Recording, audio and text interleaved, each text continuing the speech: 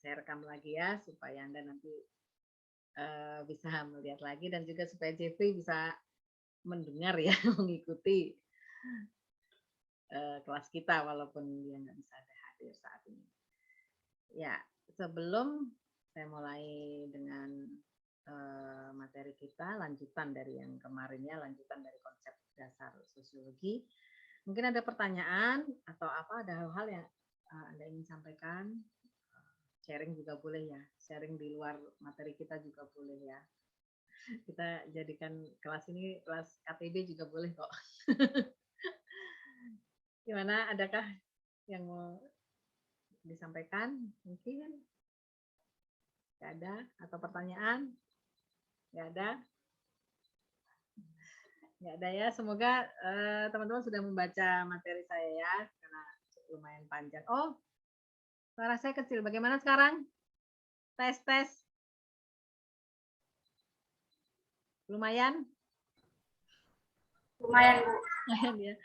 Ya, nggak apa-apa kalau ditangkap mungkin karena jaringan ya. Karena kalau saya periksa di sini, di mic saya ini kan ada indikatornya. Itu hitam-hitamnya naik tinggi, mestinya keras. Jadi nanti kalaupun tidak bisa terlalu mendengar di sini kan ada rekamannya ya. Kalau rekaman biasanya pasti keras suaranya ya. Jadi teman-teman masih bisa mendengar kembali. Kalau suka dengan suara saya. suka tidak suka terpaksa ya.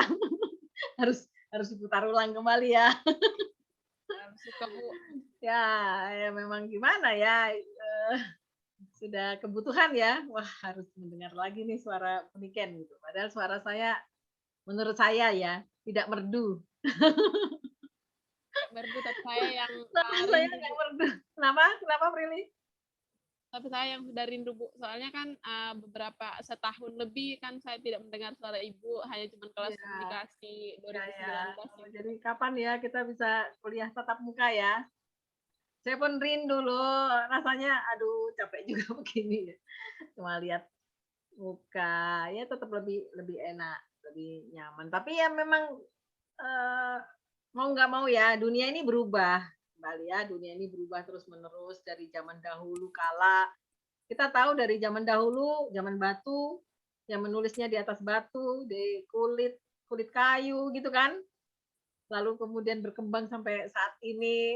Inilah perubahan dunia ini ya. Kita mau nggak mau kita harus mengikutinya gitu. Apalagi di kelas sosiologi ini ya, manusia berubah, dunia berubah, teknologi berubah, pola pikir berubah, bahkan sikap-sikap, sifat, karakter aja bisa berubah ya. Seperti itu ya. Ada karakter dasar biasanya agak sulit dirubah, tapi ada karakter-karakter yang juga berubah. Temperamen ya, terutama di temperamen itu bisa berubah. Temperamennya seperti apa? Karena ikut Tuhan Yesus, ada Roh Kudus ya, akhirnya berubah. Nah ini ya memang manusia berubah, dunia berubah. Ya kita harus mau nggak mau harus mengikuti perubahan ini ya, terutama dalam konteks gereja. Kita belajar tentang sosiologi, itu memang satu hal yang berubah terus gitu, dinamis ya. Walaupun ada prinsip dasar yang tidak berubah, tapi di dalam praktek itu banyak sekali apa ya, kemungkinan bukan lagi kemungkinan ya, kecenderungan untuk berubah dari tahun ke tahun. Seperti itu ya. Manusia itu berubah baik secara sendiri maupun secara kelompok ya. Nah, dan gereja sebagai juga adalah bagian dari masyarakat ya. Gereja juga adalah kelompok sosial. Itu ya salah satu dari konsep dasar sosiologi kita tahu ya. Gereja juga adalah masyarakat ya, dia adalah kelompok sosial berdasarkan agama. Baru kita pelajari kemarin ya. Itu ada dua kan ya, struktur sosial itu, diferensiasi sosial dan stratifikasi sosial. Gereja itu masuk di dalam diferensi sosial ya, dikelompokkan secara agama ya. Dan kelompok agama ini pun bermacam-macam. Bahkan Kristen sendiri itu bermacam-macam ya. kalau di dalam materi saya juga membahas sedikit ya, ada di bagian-bagian terakhir itu tentang denominasi. Ya, jadi gereja sebagai salah satu komunitas atau bagian dari masyarakat, gereja sebagai kelompok sosial sendiri itu mempunyai macam-macam kelompok yang lain gitu. Jadi kekristenan, gereja aja tidak seragam ya. Gereja satu dan gereja yang lain itu punya dogma sendiri, gitu. Doktrinnya juga berbeda, gitu. Macam-macam cara ya, cara beribadah juga berbeda. Jadi istilahnya apa? Denominasi ya. Gereja punya denominasi berbeda dan ada banyak sekali denominasi di dunia ini. Gitu. Nah, di Indonesia saja sudah banyak ya, apalagi di dunia ini gitu ya. Banyak sekali aliran-aliran gereja. Nah, itu ada nanti kalau mungkin kelihatannya nggak sempat ya kita belajar karena waktunya kita sudah habis nih. Nah, minggu depan itu terakhir ya. Kalau tidak ada halangan, semoga tidak ada halangan, kita masih bisa bertemu lagi minggu depan. Ya.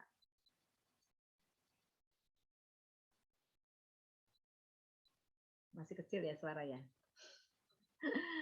Gak apa-apa, nanti rekamannya pasti keras nih. Ya, aduh ini sepertinya mungkin jaringan. Ini sudah pasti jaringan ini. Kalau perangkat saya di sini keras. Tapi jaringan. Ya, kita minta kekuatan dari Roh Kudus lah ya. Supaya bisa diberi pendengaran gitu. Sehingga bisa menangkap. Ya, kita berusaha lah ya, saya akan berusaha untuk menyampaikan, mungkin saya akan menyampaikan pelan-pelan gitu. Saya akan share screen dulu ya.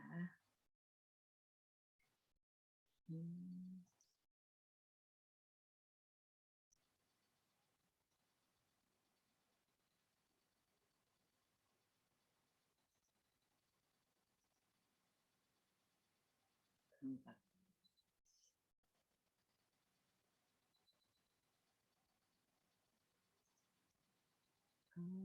Saya pakai biasa aja. Ya. Ini sudah bisa terlihat ya? Ya, sudah Bu. Startkan dulu.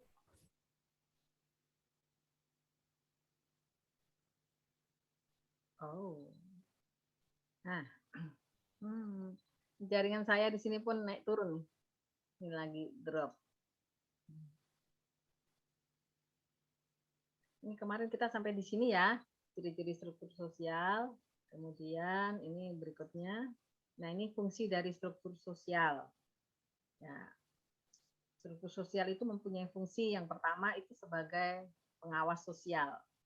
Gitu. Jadi adanya struktur-struktur itu masyarakat itu jadi secara alamiah. Secara alamiah itu dia terawasi. Gitu ya. Dia terawasi. Ya. Jadi kita itu sebenarnya sebagai bagian dari masyarakat itu diawasi ya oleh adanya fungsi struktur sosial ini.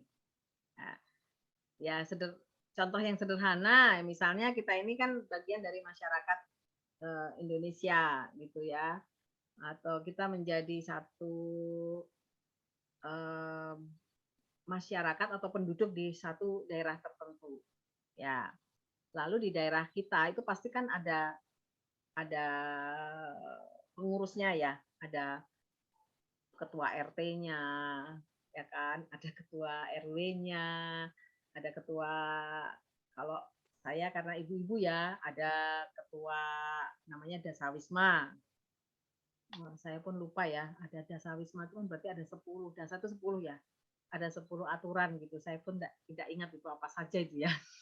Aturan untuk menjadi warga negara atau menjadi anggota masyarakat kampung saya ini saya tidak tahu ya.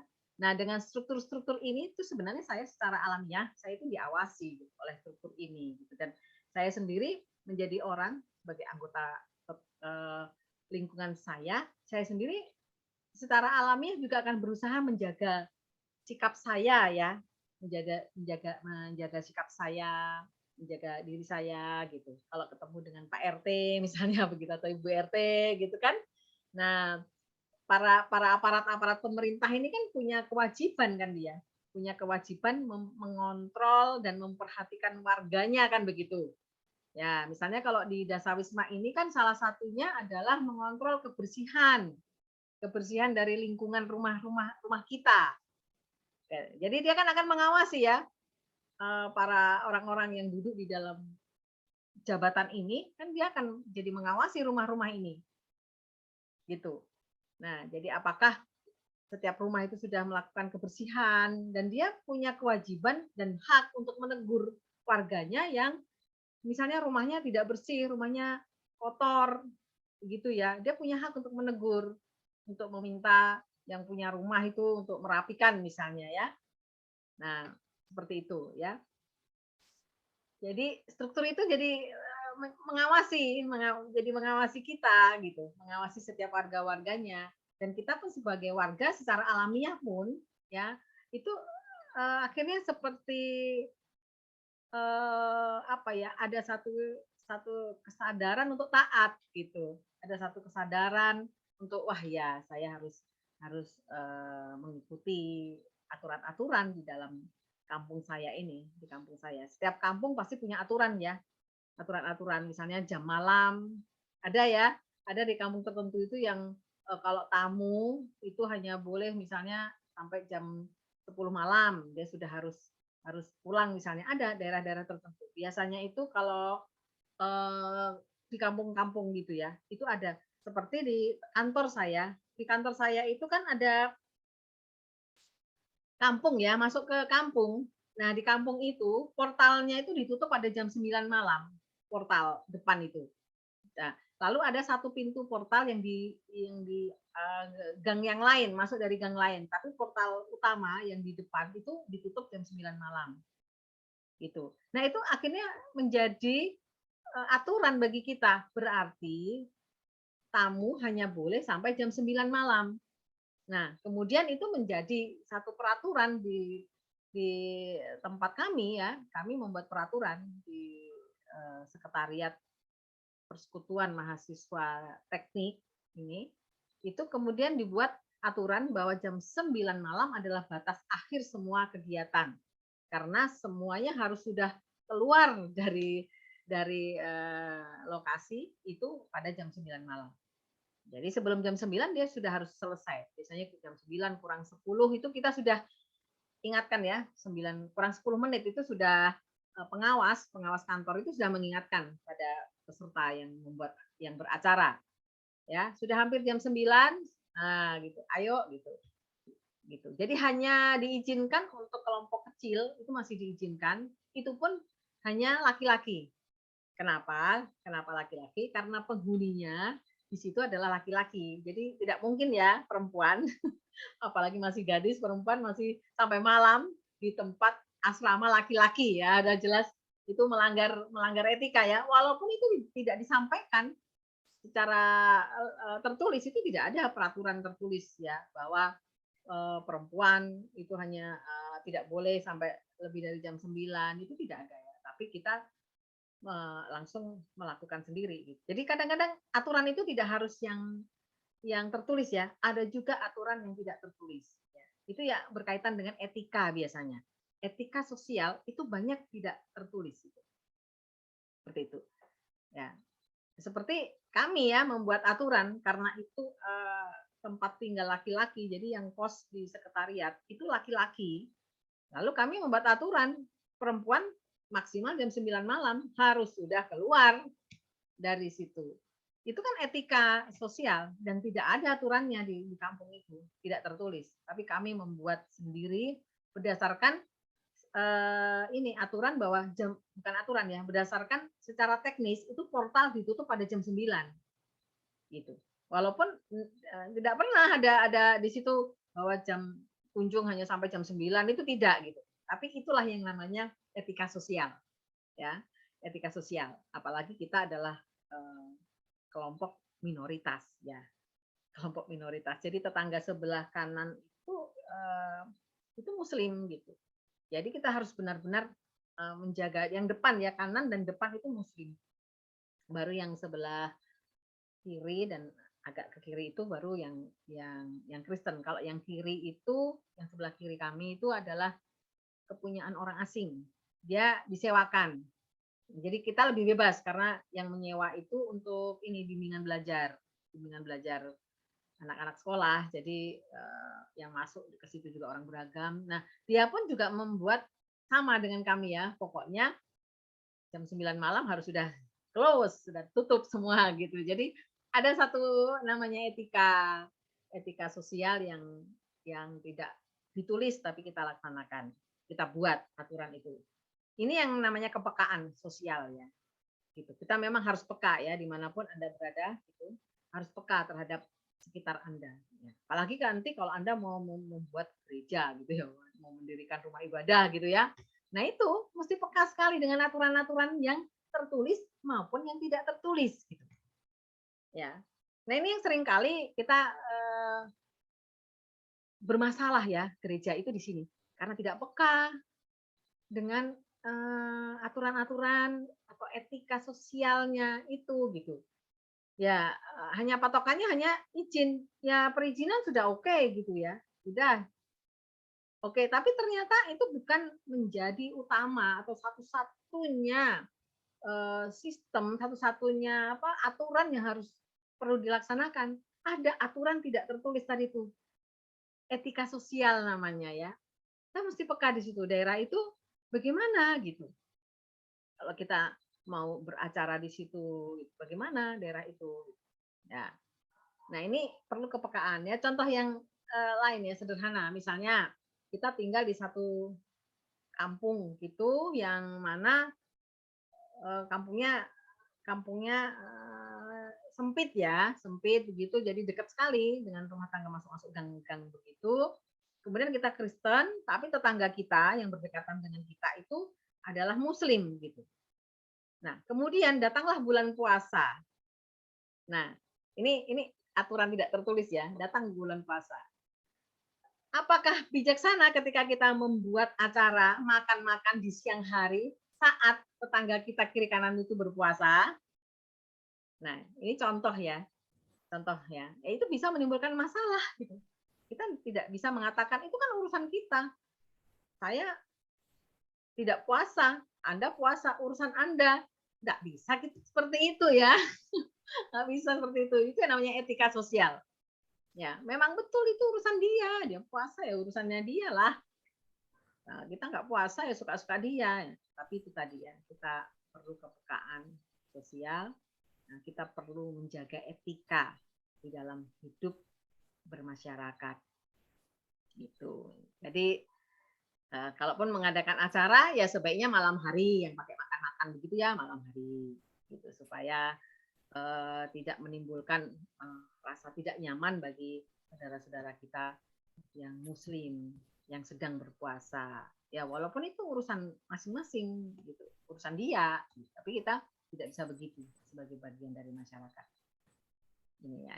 Jadi itulah ya fungsi struktur sosial itu menjadi sebagai pengawas sosial. Ini baik struktur yang sifatnya formal ya maupun yang tidak formal seperti adat, masalah adat, kelompok-kelompok adat ya, atau kelompok-kelompok hobi. Bahkan kelompok-kelompok hobi pun bisa menjadi pengawas buat kita bersikap ya. Karena biasanya komunitas itu punya aturan-aturan gitu. Dan akhirnya aturan-aturan itu mempengaruhi kita bersikap walaupun kita tidak sedang berada di dalam komunitas itu. Ya, kebiasaan-kebiasaan gitu dalam komunitas itu memberi pengaruh dan itu menjadi pengawas secara alamiah bagi kita. Kemudian fungsi yang lain, yang kedua adalah sebagai ciri atau karakteristik dari suatu kelompok masyarakat. Nah, ini ya. Jadi dengan adanya struktur sosial itu jadi satu kelompok itu jadi mempunyai ciri tertentu. Ya, kenapa bisa begitu? Ya, karena setiap kelompok tadi pasti punya aturan sendiri, punya gaya sendiri, kebiasaan, tradisi gitu ya. Jadi akhirnya menjadi ciri yang kita tahu jadinya. Tidak usah dia mengatakan, "Oh, kita sudah tahu. Oh, kelompok ini itu mempunyai ciri. Dari cirinya kita langsung tahu atau karakteristiknya kita jadi tahu ini kelompok apa gitu ya gitu ya jadi kita tahu ya salah satu yang sederhana itu misalnya dari ini apa ya seragam misalnya ya kadang-kadang masyarakat kelompok masyarakat itu kan bikin seragam bikin atribut gitu ya gitu jadi kita jadi tahu kan oh ada struktur salah satu kelompok masyarakat ya itu kelompok misalnya partai ya partai kalau ada satu kelompok partai lalu dia memakai baju kuning itu kelompok partai apa itu Golkar. Golkar langsung tahu ya kuning Golkar kalau merah ini pasti PDI gitu kan nah itu ya salah satu contoh ya nah fungsinya struktur sosial itu jadi itu menjadi ciri ya kita jadi tahu itu salah satunya dengan atribut lalu dengan kegiatan-kegiatan mereka ya kita jadi tahu oh kalau kelompok ini biasanya melakukan ini gitu ada ciri-ciri tertentu ya gitu kemudian yang fungsi struktur sosial yang ketiga adalah sebagai rantai sistem yang menghubungkan setiap aspek dalam kehidupan agar lebih teratur. Nah ini, jadi dengan adanya struktur itu jadinya orang-orang di dalamnya pun itu menjadi hidupnya lebih teratur. Gitu. Ya, ini berangkat dari tadi itu ya, karena secara alamiah kita sadar bahwa kita tuh diawasi, lalu kita mempunyai ciri-ciri tertentu. Nah akhirnya dia akan membuat sistem kehidupan kita itu juga jadi teratur gitu dengan adanya struktur itu ya karena hidup kita tuh jadi apa ya enggak karena kita mengikuti aturan-aturan yang ada di dalam setiap kelompok kita akhirnya kita menjadi terbiasa untuk rapi teratur gitu ya jadinya gitu dan juga ada kaitannya supaya kita jangan jadi apa ya kelompok yang di apa dikecam buruk ya atau dinilai buruk oleh kelompok yang lain. Nggak ada yang mau seperti itu ya. Semua kelompok masyarakat, semua kelompok apapun itu kan selalu ingin dinilai baik gitu ya. Nah, gitu. Nggak ada yang mau merusak ya. Seperti itu ya. Jadi dengan adanya struktur sosial itu jadi memang akan membuat aspek dalam kehidupan kita itu jadi lebih teratur. Ya, ini berkaitan dengan itu tadi ya hal-hal yang kita sebagai anggota masyarakat kan akan mengikuti aturan-aturan yang ada di dalam kelompok kita. Jadi dengan sendirinya dia akan teratur begitu juga di dalam hubungannya dengan yang lain gitu. Dengan kelompok-kelompok yang lain. Gitu. Kemudian yang keempat, fungsi yang keempat sebagai dasar penanaman disiplin untuk setiap individu dalam suatu kelompok masyarakat. Nah, ya karena tadi sudah ada aturan, kemudian ada satu ciri tertentu yang di setiap anggota itu kan tidak mau juga untuk mempunyai nilai buruk di mata masyarakat yang lain, ya. Nah, kemudian menjadi satu rantai sistem tadi yang membuat kehidupan lebih teratur, itu sehingga kita menjadi terlatih untuk taat ya, untuk mengikuti aturan itu. Nah, jadi ada penanaman disiplin di situ ya, karena ada aturan-aturan gitu ya, setiap individunya. Nah, dan itu berlangsung seringkali secara alamiah ya, karena sudah tertanam seperti itu. Itu akhirnya secara alamiah ya terjadi penanaman disiplin pada setiap orang-orang ya atau anggota di dalam kelompok itu. Ya, disiplin dalam banyak hal ya. Disiplin dalam bersikap, disiplin dalam mengikuti aturan yang ada gitu. Akhirnya juga memberi pengaruh yang baik secara umum dimanapun dia berada, walaupun dia tidak sedang berada di dalam kelompoknya.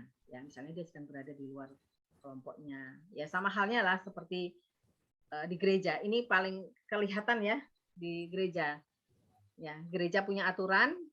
Ya, apalagi kalau kita pelayan, kita sendiri selain kita juga mengikuti aturan di dalam gereja, kita tentunya juga memberi contoh kepada jemaat ya. Dan akhirnya ketika kita keluar dari gereja, apakah lalu sikap kita berubah? Enggak ya. Itu menjadi satu kebiasaan gitu ya. Misalnya contohnya ya, yang contoh sederhana ya, penanaman disiplin ini. Misalnya ibadah gereja, ibadah itu selalu on time ya, tepat waktu ya. Apa pernah ada ibadah dimulainya terlambat gitu? Saya tidak tahu ya. Apakah ada ya? Kecuali ada hal-hal yang khusus ya, ada hal yang khusus. Ada bencana misalnya ya, bisa saja ya dimulai terlambat ya. Tapi hampir semua gereja kalau dibilang ibadah jam sekian, ya pasti jam sekian dimulai ya kan. Tidak ada terlambat. Akhirnya kita sebagai jemaat atau kita sebagai hamba Tuhan kan menjadi gaya hidup kita adalah on time. Ada penanaman disiplin kan di situ kan. Oh iya, beribadah tidak boleh terlambat. Jadi saya sebagai hamba Tuhan, sebagai pengkhotbah, wah harus datang tepat waktu kan begitu. Apalagi jadi pengkhotbah, ya kan bisa dimarahin jemaat nanti kan kalau khotbahnya telat gitu. Kecuali ada halangan ya, ada sesuatu musibah itu tidak bisa dielakkan. Ya. Tapi itu pun biasanya sudah ada disiapkan pengganti ya. Biasanya tiba-tiba ada halangan, lalu kemudian dengan cepat biasanya secara darurat langsung digantikan begitu. Jadi selalu berusaha ibadah itu tepat waktu, tidak terlambat. Ya kan? Akhirnya itu kan jadi pembelajaran gitu ya buat masing-masing kita ya. Oh iya, kita harus selalu on time. Akhirnya itu menjadi gaya hidup ketika kita berada di luar gereja pun kita menjadi on time. Sudah terbiasa, karena terbiasa on time, akhirnya seperti itu. Ya, jadi kedisiplinan itu bukan hanya ketika berada di dalam gereja atau ketika kita berada di dalam kelompoknya itu, tapi akhirnya membentuk diri kita sendiri untuk disiplin di dalam semua hal gitu. Di dalam banyak hal. Di dalam hal yang lain karena terbiasa gitu kan. Itu pengalaman pribadi saya sendiri ya. Gitu di dalam ini selama menjadi anggota masyarakat ini saya memberi contoh ya karena oh iya ya ini tidak boleh terlambat, akhirnya begitu, akhirnya itu menjadi tertanam di sini saya di tempat lain pun ya menjadi orang yang sama dengan ketika saya di gereja, jadi orang yang disiplin gitu ya. Kemudian yang kelima adalah sebagai instrumen masyarakat yang berperan sebagai penyelenggara dalam penataan kehidupan secara menyeluruh dalam setiap aspek kehidupan. Ya. Instrumen itu alat ya. Jadi struktur sosial itu akhirnya menjadi alat bagi masyarakat. Ya, dan dia punya peran untuk menjadi penyelenggara dalam menata kehidupan secara keseluruhan ya dalam aspek kehidupan. Jadi akhirnya gunanya bukan hanya pada kelompoknya sendiri tadi itu ya. Tadi ini pengembangan dari yang nomor 4 tadi ya. Ya, ketika kita menjadi satu punya karakter tertentu, kita mempunyai tadi disiplin tadi ya. Akhirnya itu berkembang bukan hanya menata dari kelompok kita sendiri kan gitu. Bukan hanya menata dari gereja sendiri. Kalau ini konteks gereja misalnya ya, wah kita sudah menjadi seorang seperti apa di gereja ya. Ya, kita seorang yang disiplin, kita orang yang berintegritas ya, bicara integritas ya, kita orang yang bisa dipercaya, on time dan sebagainya gitu. Nah, akhirnya itu juga punya peran ya. Struktur itu sendiri itu mempunyai peran untuk menata kehidupan secara menyeluruh gitu. Nah, ini tantangan buat gereja ya. gereja kita sebagai kelompok masyarakat ini, apakah gereja kita sudah menjadi instrumen masyarakat yang menyelenggarakan penataan kehidupan yang menyeluruh bagi masyarakat secara umum, bagi orang-orang di sekitarnya. Baik kita sebagai pribadi maupun sebagai kelompok masyarakat. Ya.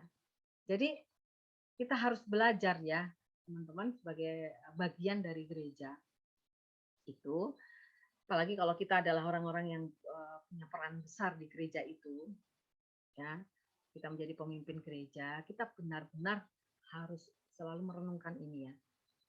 Apakah gereja kita berperan sebagai penyelenggara dalam penataan kehidupan secara menyeluruh? Bukan hanya buat jemaat saja, tapi buat semua orang yang berada di sekitar gereja kita. Bahkan buat negara. Apa peran kita buat negara? Ya. Itu jadi tantangan gereja kita ya sebagai masyarakat sosial ya. Apakah gereja hidup cuman sebagai gedung yang berdiri megah lalu orang-orang beribadah lalu selesai? Apakah seperti itu? Tapi kita berperan enggak sih? Kita menjadi alat, gereja itu apakah menjadi alat masyarakat yang juga berperan menjadi penyelenggara dalam penataan kehidupan masyarakat di sekitar kita, dalam kehidupan negara? Apa perannya? Ini mesti dicermati ya, supaya kita menjadi berkat bagi dunia, bukan cuman bisa dinikmati oleh jemaat itu sendiri ya. Kita mesti bisa menjadi berkat bagi dunia, bagi orang-orang di sekitar kita. Ya. Nggak usah yang jauh-jauh ya, nggak usah terlalu apa yang bisa dilakukan, mulai aja ya dari sekitar Anda, dari gereja Anda. Ya. Sudah menjadi berkat belum sih bagi orang-orang di sekitar gereja kita gitu. Itu ya. Atau kita malah jadi sumber masalah gitu. Ya. Ya jangan-jangan malah aduh gereja kita tuh malah jadi disorotin, jadi waduh di situ jadi sumber pertikaian ya, bukannya ikut menata kehidupan gitu. Malah jadi sumber masalah itu ya. Nih.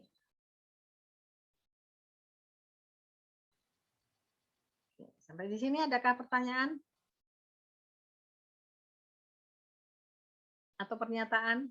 Atau barangkali ada teman-teman yang mempunyai pengalaman yang bisa diceritakan di sini ya untuk gambaran ke teman-teman yang lainnya, punya pengalaman mungkin di gereja tempat Anda beribadah atau apapun lah itu ya, pengalaman Anda boleh ya dibagikan di sini.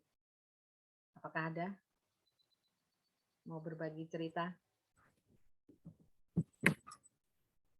Novi sudah on mic, mau berbagi cerita? Saya mau ini Bu. Mana? Yang nomor 1 Bu, sebagai pengawas sosial. Sebagai pengawas sosial nih, kalau kita di Bali yang kos-kosan untuk cewek itu juga kayak aturannya kayak tidak berlaku kalau untuk apa namanya kasih waktu. Kalau misalnya kalau kos-kosan untuk cewek, cowoknya jangan ke situ, atau misalnya kalau dikasih waktu sampai jam 8 malam udah pulang. Tapi di sini kayak nggak ada yang kayak gitu Bu. Oh gitu. Iya. Maksudnya di tempat Novi ya sekarang? Iya. Tapi berlaku sebenarnya. Kakak dulu di Bali berlaku kok itu. Berlaku. Jam 10. Iya, maksudnya berlaku, tapi ada orang tertentu itu yang kayak melanggarkan gitu Bu. Ya. Udah dikasih aturan kayak gitu, tapi masih aja kayak masih keraskan hati di situ Bu. Masih melanggarkan aturan gitu. Ya, itu benar ya. Kasus itu banyak. Di Jogja juga ada tuh, banyak tuh. Sudah dibikin jam sekian. Misalnya kalau rata-rata di Jogja itu jam 10 malam ya. Tempat kami aja kami bikin jam 9. Tapi yang kos-kosan yang lain, saya tahu rata-rata jam 10 malam. Tapi memang selalu ada orang-orang yang melanggar. Selalu ada. Ya. Memang itulah, apalagi Indonesia udah dikenal soal masalah masalah kedisiplinan ya, masalah aduh kepedulian pada orang lain itu memang ya antri aja susah sekali ya, suruh antri itu. Nah, ini masa pandemi itu kemarin sangat luar biasa ya, akhirnya mau antri ya, tapi sekarang pun sudah dilanggar lagi. Udah mulai terbuka kan, aduh udah susah sekali disuruh antri. Itulah ya pergumulan kita bersama ya. Ya, kalau bisa kita jangan ikut-ikutan, yang pasti kita mulai dulu dari diri kita sendiri ya. Kita mulai dari diri kita sendiri, kita jangan ikut-ikutan. Nah, sekarang bisa dibayangkan, seandainya tidak ada aturan, apa yang terjadi? Ada aturan saja sudah biasa dilanggar, ya kan? Kalau tidak ada aturan, apa yang terjadi? Kacau balau dan banyak Itu pertikaian di hancur. mana-mana. Benar, sudah makin parah itu nanti akan kehidupan bersama apa namanya laki-laki dan perempuan kalau tidak ada aturan ya akhirnya mereka bisa satu kamar padahal belum nikah. Banyak sekali ya kejadian-kejadian seperti itu. Dulu seperti itu di Jogja ya, ngeri sekali. Belum terlalu ada ketat aturan. Akhirnya kemudian ada aturan-aturan gitu. Ya karena ada struktur sosial tadi ya di setiap daerah akhirnya membuat aturan-aturan. Ada jam belajar, ada jam malam. Itu pemerintah yang membuat, lalu membuat itu. Itu karena ada struktur sosial ya, ada struktur di dalam daerahnya. Kemudian si pimpinan itu atau ketua RW, ketua RT ya membuat aturan-aturan. Nah, akhirnya aturan-aturan itulah kemudian menjadi pengawas kan. Nah, memang selalu ada orang-orang yang melanggar. Tapi kalau tidak ada aturan itu makin parah lagi. Nah, karena ada aturan itu akhirnya para pejabat setempat, pemerintah setempat pasti akan melakukan penindakan. Biasanya kan diperingatkan dulu, udah tahu kan, gitu kan? Akhirnya dipanggil sama apa Pak RT-nya, biasanya begitu, ya kan?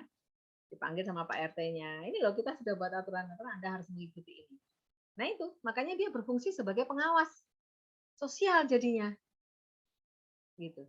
Dan Pak RT itu atau bahkan bukan Pak RT saja, tetangga di kiri kanannya pun itu punya kewajiban dan hak untuk menegur ketika dia tahu ada yang melanggar aturan itu.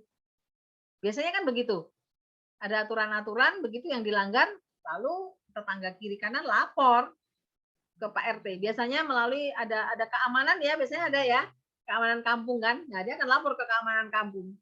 Wah, itu ada loh udah lebih jam sekian padahal itu kosan cewek gitu kan. Udah ada aturan kita loh.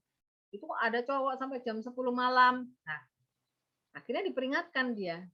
Diperingatan kemudian ada sanksi biasanya ya, ada sanksi sampai sanksinya mungkin harus menutup kos-kosannya seperti itu. Itulah makanya struktur sosial itu berfungsi menjadi pengawas.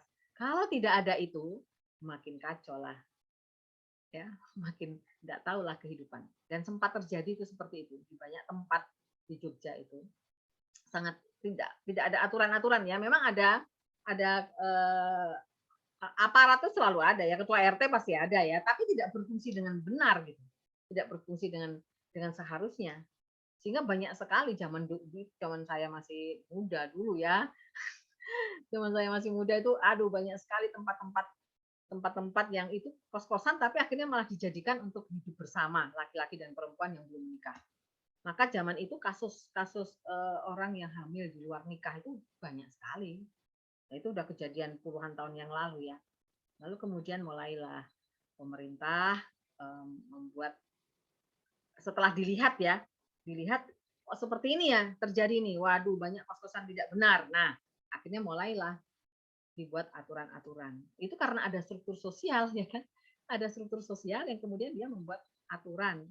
Nah, kemudian mulai ada peringatan-peringatan. Jadi sekarang boleh dibilang banyak tempat yang sudah pakai aturan tadi itu. Dan itu biasanya juga akan disampaikan kepada pemilik kos-kosannya. Gitu, kalau itu kos-kosan. Dan itu bisa terancam ditutup kalau melanggar itu. Begitu. Bahkan nggak usah lah melanggar jam ya. Kami aja pernah ditegur karena ribut. Karena itu kantor PMKT itu kan gang kecil kan ya. Jadi kalau ada suara itu kan 3 lantai ya, 3 lantai. Terus sering mereka tuh duduk-duduk nongkrong-nongkrong di balkon lantai 2 begitu kan. Lah ngobrol, kadang-kadang nyanyi, main gitar, lah suaranya bergema, kedengaran sampai di depan, sampai di kanan. Itu aturan tidak tertulis loh padahal ya, tidak tertulis itu. Nah, tiba-tiba datanglah tetangga dari depan itu. Dia bilang, ribut sekali, anak saya mau ujian besok. Mau belajar ribut kali nggak bisa. Nah itu diperingatkan. Padahal itu siang hari atau sore, jadi belum jam tutup portal loh, masih sore gitu. Itu aturan tidak tertulis ya. Nanti saya laporkan Pak RT ya, gitu kan. Pak RT ribut sekali, akhirnya tetangga pas pula Pak RT-nya tuh yang memang tetangga sebelah kanan kami. Itu juga ribut sekali suaranya, udah mengganggu kalau sudah tolong kalau sudah maghrib supaya suaranya jangan ribut lah gitu. Karena ini gang kecil gitu. Jadi kalau kita bersuara itu suaranya kedengaran gitu. Ribut sekali. Nah, itu menjadi pengawas kan berarti kan struktur sosial itu menjadi pengawas sosial. Walaupun itu tidak tertulis ya. Nggak ada kan di dalam aturan tidak boleh ribut, itu nggak ada. Mana ada peraturannya ya. Ya itu tadi masalah etika sosial ya. Kembali ke masalah etika. Ya. Gitu. Nah, itu ya. Itu tantangan lah bagi kita ya. Kalau kita sebagai masyarakat ke gereja bagaimana ya ikut andil. Nah, bisa ikut berperan di dalam ini. Jadi, jangan sampai malah nanti ada jemaat kita yang bikin kos-kosan yang tidak ada jamnya, jam malamnya gitu kan. Nah, itu. Ya itu bagaimana ya? Kita harus dimulai dari diri kita sendiri. Ya, untuk menjadi satu contoh kehidupan yang tertata gitu, yang benar gitu. Oke, kita lanjut. Nah, ini konsep yang ketiga adalah ini perubahan sosial. Ini konsep yang ketiga. Ya, yang pertama adalah interaksi sosial, yang kedua adalah struktur sosial. Nah, yang ketiga, konsep dasar sosiologi yang ketiga adalah perubahan sosial. Apa itu perubahan sosial? Perubahan sosial adalah perubahan-perubahan pada lembaga-lembaga kemasyarakatan di suatu masyarakat yang mempengaruhi sistem sosial, termasuk nilai-nilai, sikap, dan pola perilaku di antara kelompok masyarakat. Nah, ini tadi sudah saya singgung ya, sudah saya singgung sedikit bahwa kehidupan ini berubah terus. Ya, manusia berubah, maka kehidupan di dalam kelompoknya pun juga akan berubah. Manusia ini secara individu, dia berada di dalam satu kelompok tertentu, akhirnya dia akan mempengaruhi juga perubahan kelompok. Jadi kelompoknya itu juga jadi akhirnya berubah. Akhirnya mempengaruhi sistem sosialnya, nilai-nilainya, sikapnya, ya, lalu pola perilakunya di antara kelompok dan masyarakat pun jadi ikut berubah. Nah ini yang kita sebagai anggota masyarakat, khususnya gereja, ini harus mampu melihat ini ya, perubahan-perubahan sosial yang terjadi dari masa ke masa. Ya, banyak hal ya yang membuat kehidupan ini berubah, sehingga akhirnya kehidupan sosial masyarakat pun juga berubah.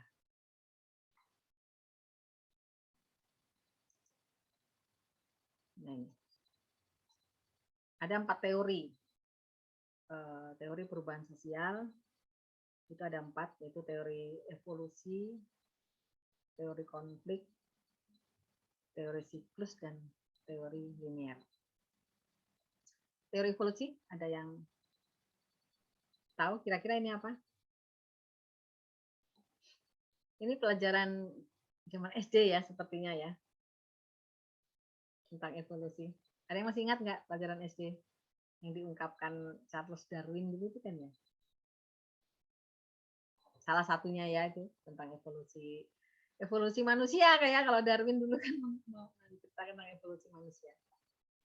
Apa itu teori evolusi? Kayak perubahan ya, Bu? Ya, perubahan.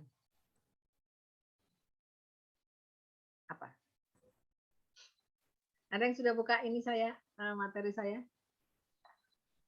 Ini ada tertulis di materi saya ya. Ada 4 teori perubahan sosial. Kan masyarakat, manusia itu kan berubah terus. Masyarakat juga berubah terus ya, dari masa ke masa. Nah, ada 4 teori perubahan sosial. Ada teori evolusi, ada teori konflik, lalu teori siklus, dan teori linier. Coba kita akan lihat di materi saya ya.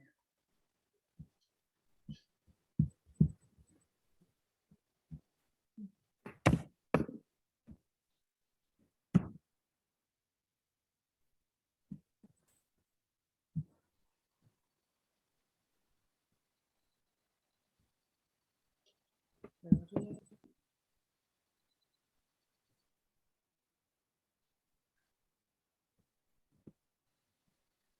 ya.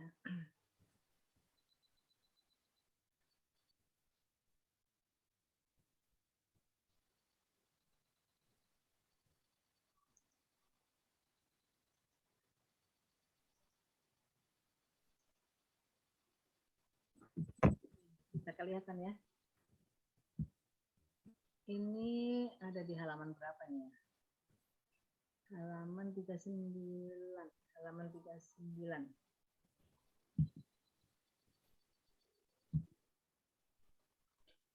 Nih, teori evolusi.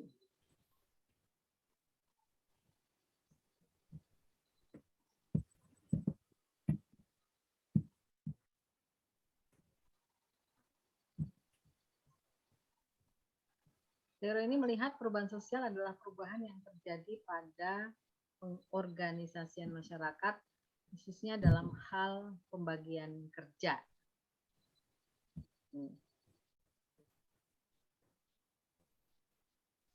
Kemudian ini tokohnya adalah, ada 3 tokoh di sini ya.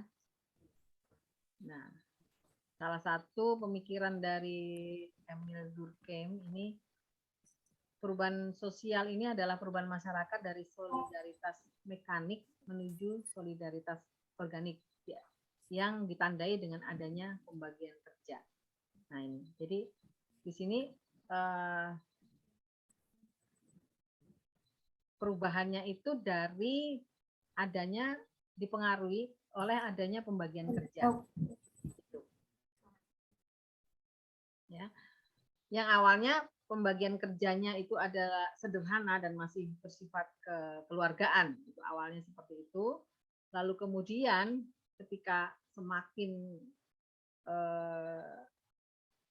semakin besar satu organisasi, kemudian juga kehidupan lingkungan yang berubah ya. Jadi masyarakatnya lebih modern dan ada perubahan-perubahan secara sifat, sikap dari secara individual gitu, akhirnya pembagian kerjanya juga menjadi lebih banyak dan kompleks gitu. Nah, jadi ada perubahan yang tadinya hanya sederhana itu, lalu kemudian bisa menjadi rumit ya, menjadi kompleks. Itu yang namanya evolusi, perubahan sosial dari menurut teori evolusi gitu. Nah, ini lebih detailnya seperti ini ya.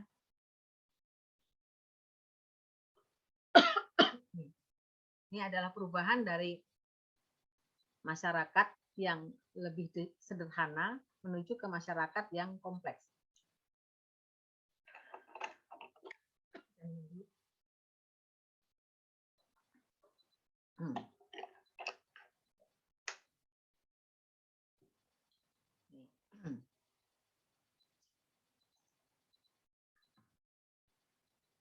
Ini contoh yang sederhana, ini bisa contoh yang sederhana mengenai ini ya, masyarakat yang berkembang dari sederhana menjadi kompleks. Itu misalnya kelompok inilah contoh yang sederhana aja, misalnya kita masuk di dalam kelompok hobi misalnya ya, kelompok hobi. Ya, ada hobi tertentu, lalu kemudian kita masuk di dalam kelompok itu. Ya tadinya cuma kumpul-kumpul, nggak ada aturan apa-apa kan, hanya kumpul-kumpul gitu. Nah, lalu pembagiannya ya sederhana saja sudah. Siapa yang bisa mengerjakan? Misalnya mau punya kegiatan, ya udah siapa yang bisa mengerjakan gitu. Cuman ada satu pemimpin, lalu siapa yang bisa mengerjakan? Cuman gitu. Sederhana, nggak ada aturan apa-apa. Lama-lama orangnya jadi banyak yang ikut gitu. Akhirnya, wah ini semakin banyak, itu harus semakin kerjaannya juga semakin banyak, pembagian kerjanya semakin banyak. Ini nggak bisa kalau nggak pakai aturan. Lalu dibuatlah aturan-aturan organisasi yang lebih kompleks gitu. Seperti itu. Akhirnya berubah, terjadi ada perubahan. Ya, yang tadinya lebih santai, kemudian sekarang ada aturan-aturan. Jadi akhirnya berubah. Aturan-aturan itu juga membuat perubahan kan bagi anggota-anggotanya, ya. Akhirnya tadi itu salah satunya menjadi penanaman disiplin gitu ya. Jadi belajar yang tadinya ini aturan ini cuman pokoknya ketemu aja ura-ura ya. Jamnya suka-suka ya. Akhirnya jadi ada aturan, ada rapat, ada apa gitu. Di dalam keluarga juga begitu ya, ada di dalam orang Batak lah contohnya ya, saya beri contoh orang Batak. Awalnya cuma kumpul-kumpul satu marga saja awalnya. Ayo satu marga, sudah ayo kumpul di rumah saya, sudah ayo kumpul. Oh ini lagi ada ulang tahun, syukuran ulang tahun kumpul gitu, nggak ada aturan apa-apa. Lalu lama-lama makin besar, waduh ini harus ada aturan ini gitu.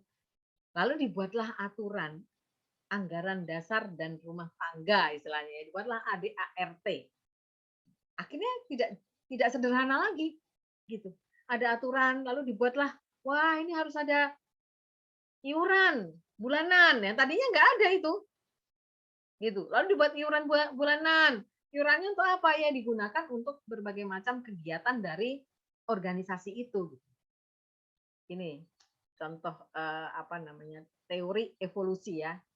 Itu intinya seperti itu. Ya, intinya adalah perubahan dari sederhana menjadi semakin rumit. Itu aja intinya ya, gambaran sederhananya. Ini detailnya tadi teman-teman belajar sendiri aja ya, baca sendiri saja untuk detailnya. Nah, kemudian teori konflik. Nah, teori yang kedua, perubahan yang kedua adalah teori konflik.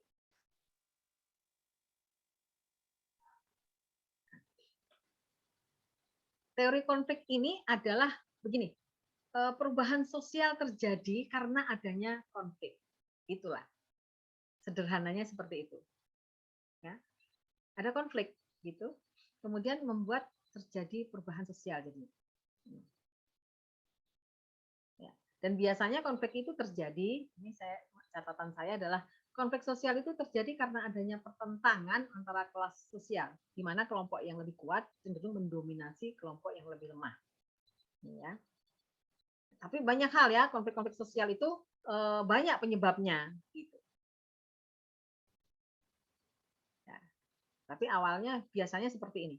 Ya, ada pertentangan di antara kelas sosial, di mana biasanya kelompok yang lebih kuat cenderung mendominasi kelompok yang lebih lemah sehingga akhirnya menjadi konflik. Memang, jadi ini berkaitan dengan faktor kekuasaan juga ya, kekuasaan, jabatan gitu seperti itu ya.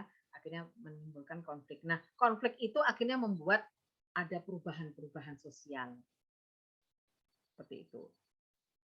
Ya, yang tadinya seperti apa akhirnya ada konflik sehingga akhirnya terjadi perubahan-perubahan di dalam banyak hal ya, di dalam aturannya, kemudian di dalam nilai-nilainya, sikap-sikapnya, semuanya gitu jadi berubah dengan adanya konflik itu gitu. Kemudian yang ketiga ini adalah teori siklus. Teori siklus itu merupakan siklus yang terjadi berulang-ulang, tidak dapat direncanakan atau diarahkan ke titik tertentu. Ini ya. Jadi perubahan sosial itu terjadinya enggak sekali ya. Tadi sudah saya sampaikan di awal ya, berkali-kali saya katakan manusia itu berubah, manusia itu dinamis. Ya, sehingga akhirnya secara individu berubah, dia akan membuat perubahan secara kelompok. Dan itu berulang-ulang terjadi. Setiap masa selalu ada perubahan yang disebabkan oleh banyak hal gitu. Nah, kalau sekarang ini karena pandemi, ya, pandemi ini benar-benar membuat perubahan yang luar biasa ya di dalam kehidupan kita gitu. Ada perubahan sosial yang sangat besar sekali ya sekarang. Pola-pola hidup kita sudah berbeda, sangat berbeda dengan sebelum pandemi. Gitu. Walaupun sekarang sudah mulai longgar ya, sudah mulai onsite, gereja sudah mulai tatap muka, tapi ternyata ada perubahan sosial yang luar biasa gitu. Sekarang orang tidak terbiasa lagi dengan kalau ketemu berpelukan gitu, nggak ada ya.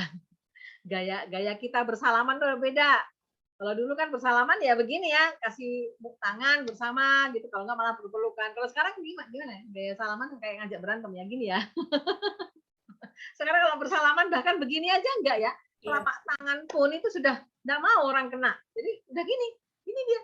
Nah, tek gitu kan. Nah, ngajak berantem gitu kan kalau sekarang ini gaya bersalamannya kan.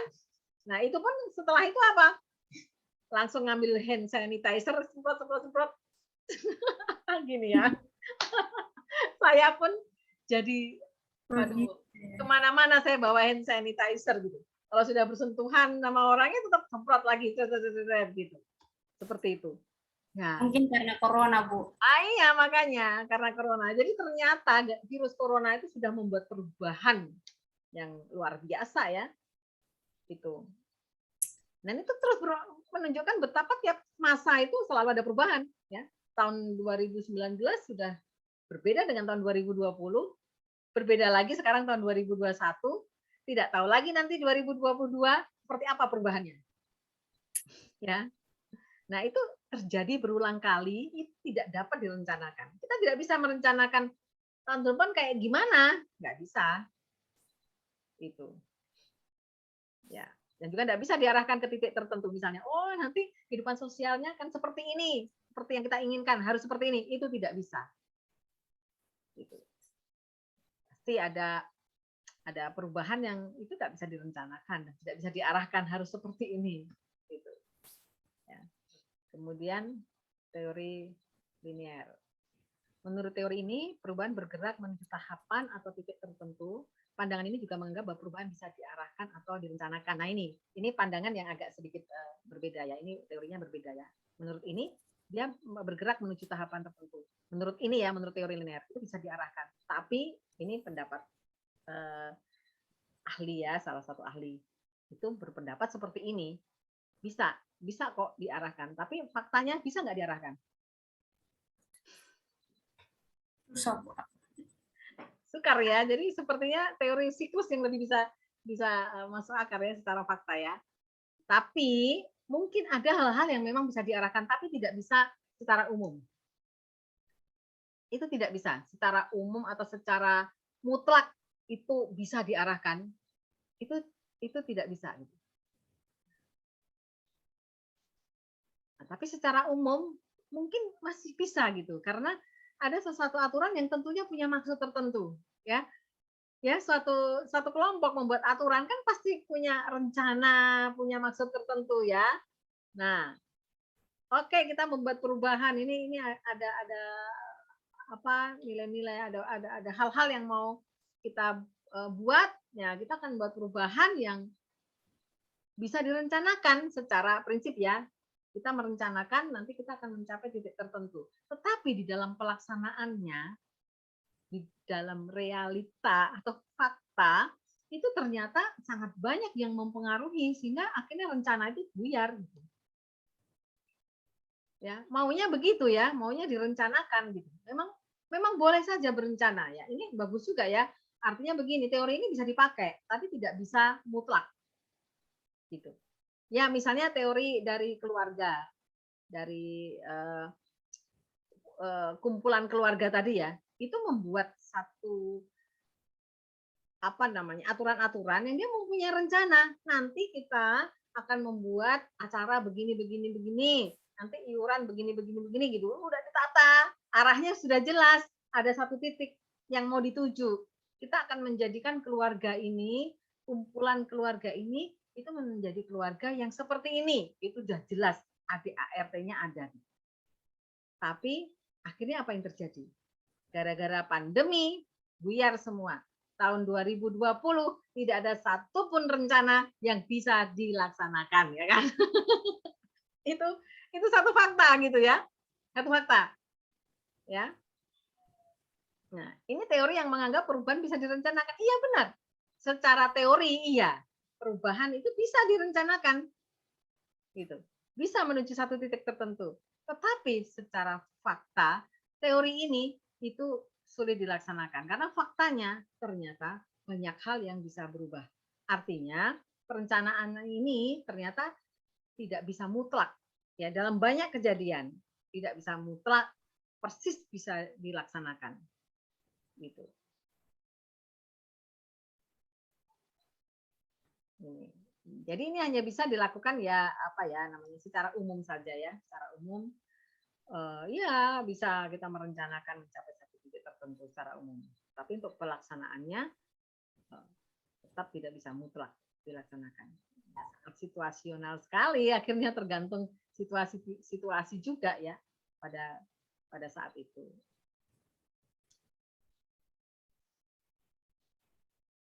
Oke, ya. Sampai di sini adakah pertanyaan atau sharing lagi? Aduh kasihan ya Jeffrey tadi sudah sempat bisa masuk. Jadi mati lagi. Ya sudah. Enggak apa-apa. Kita lanjut ke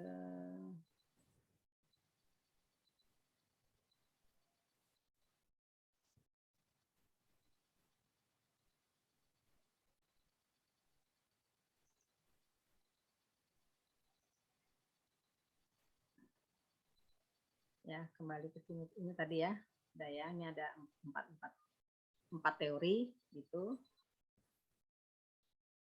Teman-teman bisa pelajari sendiri ya lebih detailnya. Kemudian nih bentuk perubahan sosial itu bentuk-bentuknya itu berdasarkan waktunya. Kemudian yang kedua berdasarkan intensitas dan berdasarkan penyebabnya. Ya, jadi bentuk-bentuknya itu seperti ini ya, bisa berubah berdasarkan waktu. Itu lalu intensitasnya, lalu penyebabnya. Nanti teman-teman saya kira ini teman-teman pelajari sendiri saja ya, baca sendiri apa yang dimaksudkan berdasarkan waktu, lalu intensitasnya dan penyebabnya. Ya. Kemudian, nah faktor penyebabnya itu tadi bentuknya, lalu faktornya ada dari faktor internal, itu pasti adalah faktor dari dalam kelompok itu sendiri, juga bisa juga dari faktor eksternal. Ya. Nah, seperti pandemi ini, begitu banyak perubahan sosial terjadi, itu jelas faktor eksternal. Luar biasa ya, hanya dari virus yang tidak kelihatan itu bisa membuat perubahan yang dahsyat gitu ya.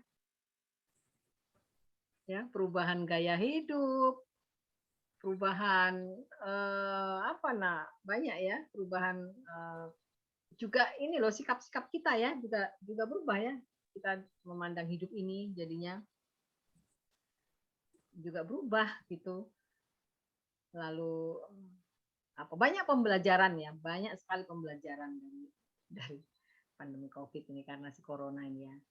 Nah, kalau faktor internal itu adalah jelas faktor-faktor yang ada di dalam, yaitu tadi faktor dari biasanya dimulai dari individu, sudah pasti ya, dari individu, dari karakter seseorang yang kemudian akhirnya memberikan pengaruh, dampak kepada orang lain di dalam kelompoknya, yang akhirnya memberikan perubahan yang luar biasa, baik secara individu maupun di dalam kelompok. Itu ya, faktor dari dalam sendiri. Oke, baik yang berikutnya. Nah, ini adalah gambaran populasi dari jumlah orang di dunia ya.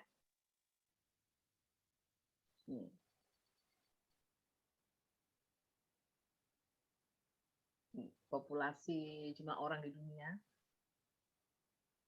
Kita bisa melihat apa dari abad itu tahun 1700 lalu sampai sekarang ya. Itu populasi orang itu seperti ini ya, naik ya. Gitu. Semakin banyak manusia, itu memberikan satu perubahan yang besar juga ya. Itu bisa lambat tadi kalau menurut waktunya ya, menurut waktu yang panjang, lalu menurut intensitasnya tadi, menurut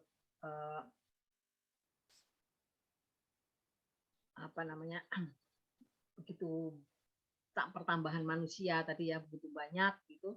Akhirnya aturan-aturan semakin banyak. Itu tadi yang tadinya sederhana, semuanya dulu sederhana sekali ya. Gitu, nggak ribet gitu.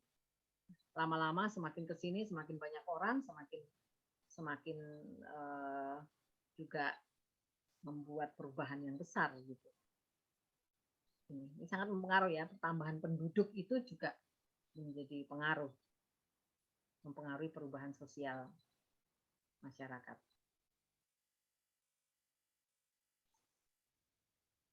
Nah, kemudian ini adalah dampaknya ya.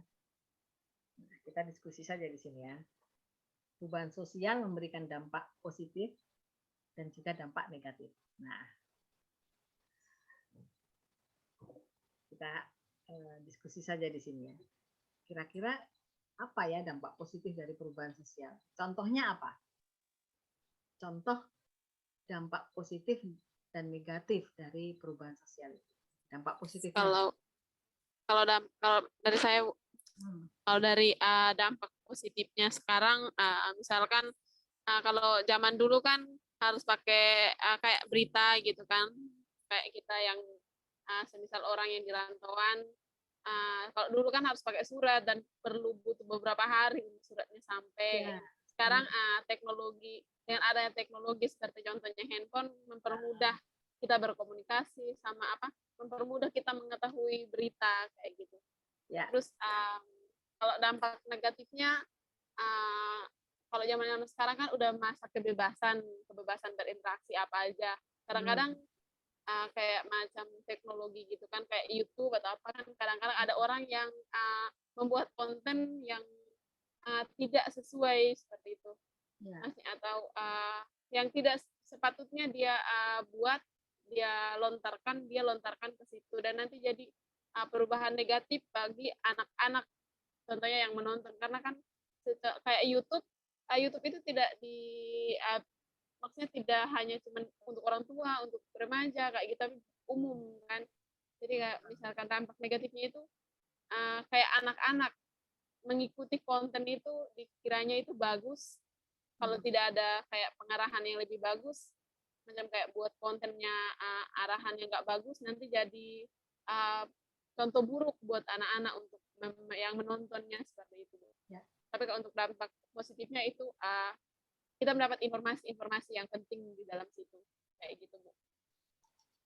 Ya, benar sekali ya. Itu Prilly sudah menyampaikan ya, ada dampak positif dan dampak negatif, khususnya di dalam situasi sekarang ya. Situasi kita ini udah hidup dalam masa digitalisasi ya, dan sekarang semakin arahnya ke sana itu makin jelas sekali. Kalau dulu kan hanya beberapa orang saja ya gitu ya, masih memakai sistem digitalisasi. Tapi kalau sekarang udah mau nggak mau kita dituntut seperti itu. Ada contoh lain? Mungkin Novi bisa memberikan contoh lain. Apa dampak positif dan negatif dari kondisi sekarang inilah ya, karena Prilly tadi sudah mencontohkan ya kondisi sekarang ini, zaman digital ini ya. Nah, apalagi contohnya? Ya kalau dari saya contohnya sebelum corona, Bu. Itu contoh positifnya. Sebelum corona ini kan kita jarang mencuci tangan, terus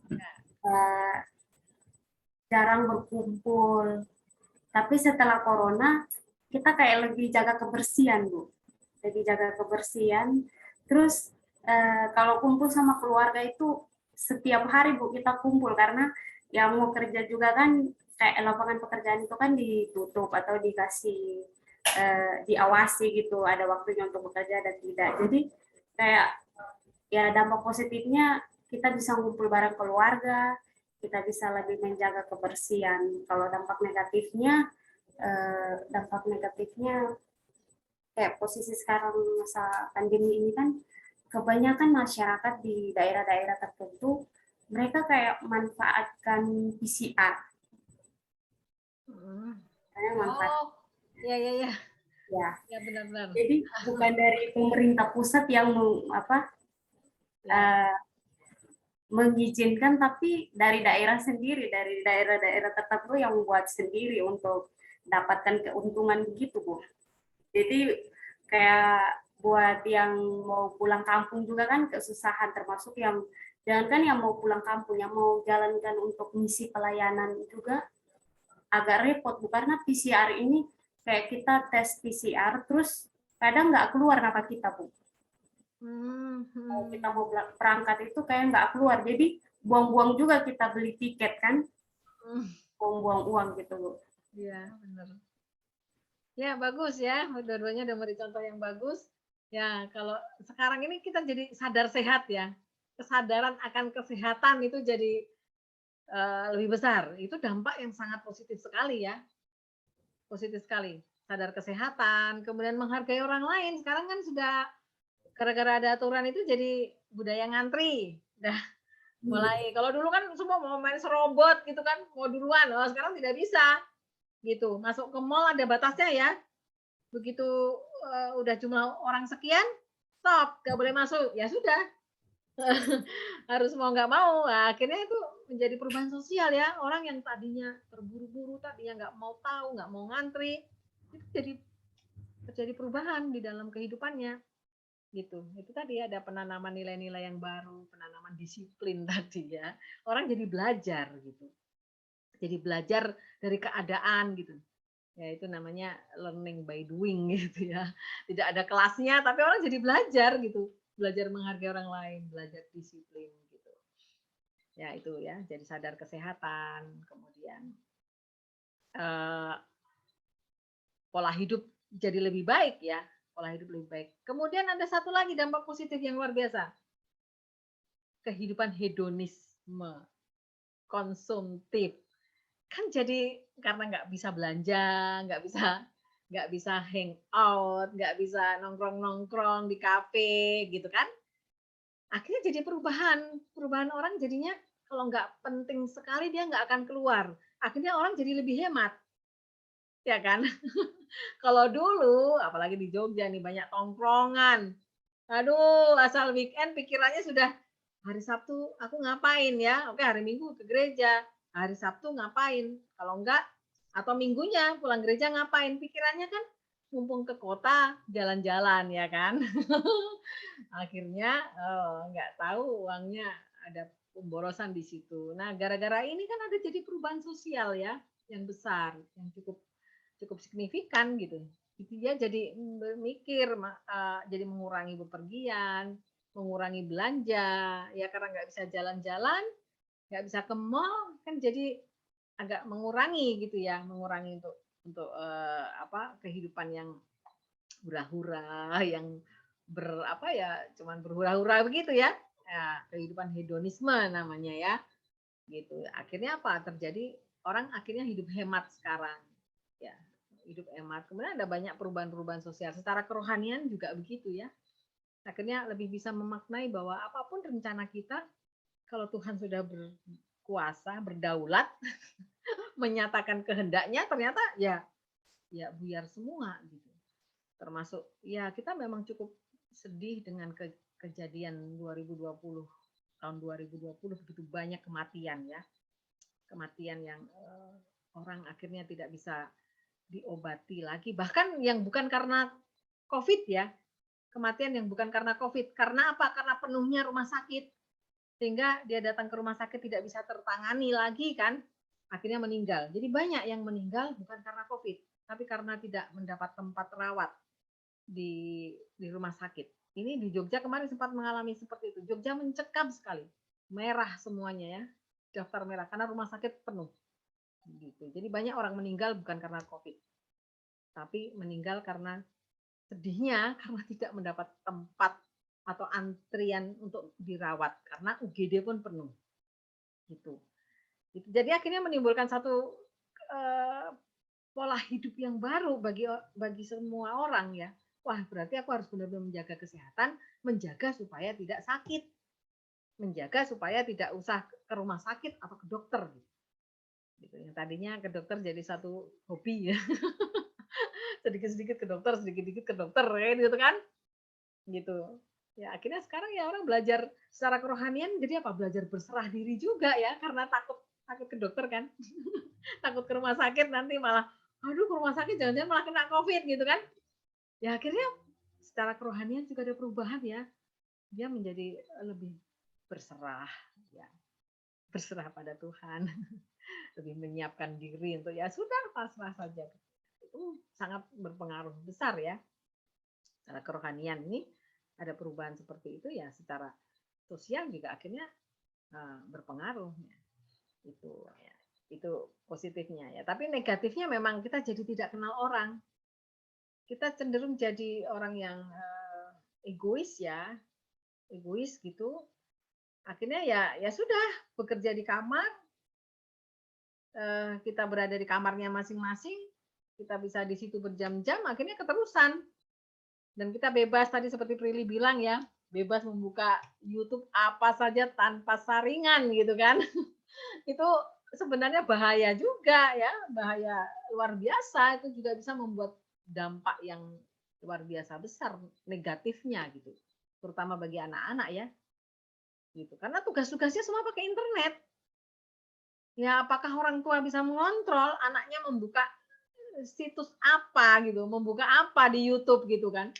Disuruh membuka tugas, tapi sampingan-sampingannya itu kan tidak bisa terus-menerus dikontrol oleh orang tua ya. Nah, itu memberikan dampak luar biasa. Dan akhirnya kedapatan banyak anak-anak malah main game. Bukan belajar gitu, malah main game. Dan akhirnya orang tuanya mengeluh, anak saya malah jadi main game gitu. Ya, itu negatifnya ya. Kemudian apalagi masalah kesehatan juga sih, karena terus-menerus di depan ini perangkat ini jadi pusing, sakit kepala, duduk terus kan. Akhirnya penyakit otot apa saraf kejepit lah ya, encok gitu di pinggang, di punggungnya. Saya ngalamin kemarin itu kan, sempat mengalami. Sementara saya harusnya berenang setiap seminggu sekali ya, paling tidak itu berenang untuk terapi saya. Gara-gara pandemi tidak bisa berenang. Itu pengaruh luar biasa. Nah, ya akhirnya saya belajar bagaimana mengatasinya supaya penyakit saya tidak kumat. Apa namanya, dengan cara yang berbeda gitu, karena saya nggak bisa berenang, bagaimana lah ini. Jadi kita memang jadi lebih kreatif ya dari situ ya, jadi kreatif menjaga kesehatan seperti itu. Ya puji Tuhan ini tahun ini sejak itu kejadian terakhir saya akupuntur sudah sehat ya, tidak ada kejadian lagi masalah dengan ini tulang punggung saya gitu, karena saya sudah tahu caranya menyikapi ya. Kemudian kita juga jadi makin ahli dalam teknologi. Tadinya nggak ngerti apa-apa gitu kan. Sekarang kita jadi pakai Zoom, kita jadi mencoba berbagai macam aplikasi gitu kan di internet ini gimana caranya membuat ini gitu. Jadi tambah pengetahuan. Yang tadinya kita awam, nggak ngerti apa-apa, kita jadi sekarang jadi makin bertambah pengetahuan kita. Ya itu contoh-contoh perubahan sosial yang memberikan dampak baik positif maupun negatif. Nah, tugas kita adalah bagaimana menyikapi dampak-dampak itu ya. Kalau dampak negatif ya bagaimana kita menyikapi supaya dampak negatif itu bisa kita selesaikan gitu, kita atasi. Nah, kalau dampak positif, bagaimana kita mengembangkan dampak positif itu bisa menjadi lebih baik lagi, gitu kan? Jadi lebih berguna lagi gitu bagi kita sendiri secara individu maupun bagi orang lain ya. Oke baik, saya akhiri sampai di sini kelas kita. Ada pertanyaan? Tidak ada? Oke lah, kalau tidak ada, sudah nggak ada ya. Baik, kalau tidak ada kita bisa tutup.